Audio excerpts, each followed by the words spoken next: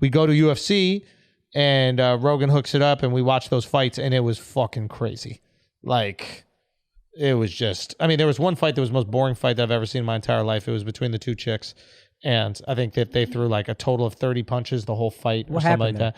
I don't know, to be honest. I don't know. Because that's the same girl we saw knock that girl out with a kick. She's or whatever, a right? fierce, incredible fighter. Doug Rose. She's brilliant. They're saying that her corner just gave her that advice of just they're like, wait and then counter her when she comes to attack you. But if she doesn't attack, then you're fucked. Yeah. It's like what happened with one of the Izzy fights. I remember the guy just Yoel Romero. Yes, Romero. And there was so many more strikes thrown in that one because Izzy started chopping up the leg. Yeah. Like, but 100% that. Right. So it's like, yeah, it was, but I mean, the fucking Tony Ferguson, Michael Chandler. Insane. I mean, the knockout was. Did you see it? Unbelievable. You got to see. You bring this up. I've seen the still of it. It's crazy. Oh my God. He was on the ground for minutes. We thought he died.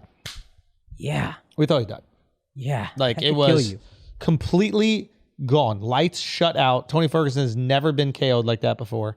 I mean, look at this. Look at this and gone. Shit.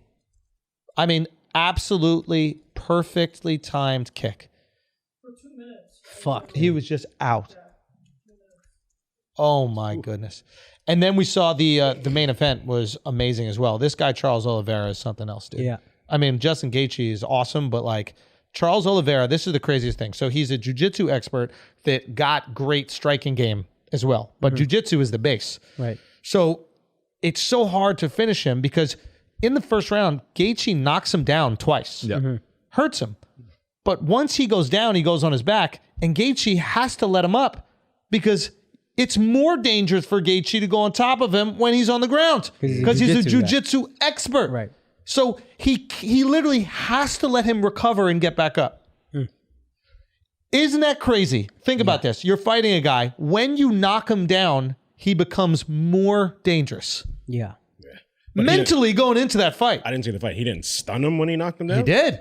That's the thing. Don't you have like a couple of seconds where you can just try to get down? You got to be sure he's stunned. Yeah. What often happens with jiu-jitsu guys is if they get a little bit wobbled, they just go back. Yeah, and that was that second one. He like got hit a little and then just fell and like laid there. Yeah, he threw like a front kick and kind of leaned back into it. But it's like you get to recover and you become even more dangerous. Yeah. Right? Like when you get stunned, your legs are the ones that are a little wobbly. But if you're on your back, you're good to go. Yeah. Right? He knows that he wants him to jump on him. He wants it. And then so Justin would let him up every single time. Now I'm assuming Justin's strategy was to really crack him and catch him and then be able to knock him out kind of on his feet. Which could work. Of course. Yeah. But it's like, if you look at Justin's fights, he's more of like a cumulative KO guy.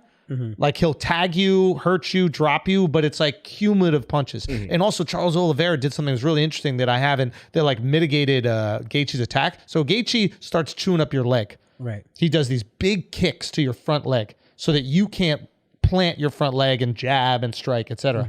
And what Oliveira did is instead of checking the kick, so checking means you like turn your shin out so it's shin on shin and hurts the person kicking you as well, right? Instead of checking the kick, he would just kick his leg back. So he did this thing where he just went, and then he would just strike and miss, and it completely destroyed Gaethje's attack. Yeah. Like he just timed it. He could see it happening in the moment. It was like brilliant. I never saw anybody do that. Like, why has nobody done that with the leg kick? Yeah, it makes the most sense. The shin to shin thing you explained to me, and I was like, that's so fucking crazy that the only defense is we both shatter our shins. Yeah, dude.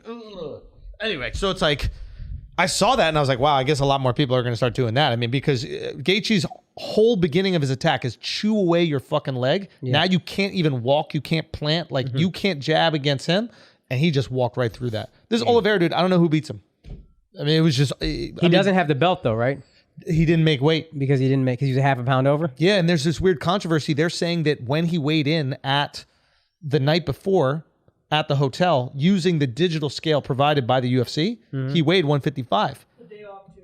And the day of. What the officials did. The day of the weighing. Yeah, both.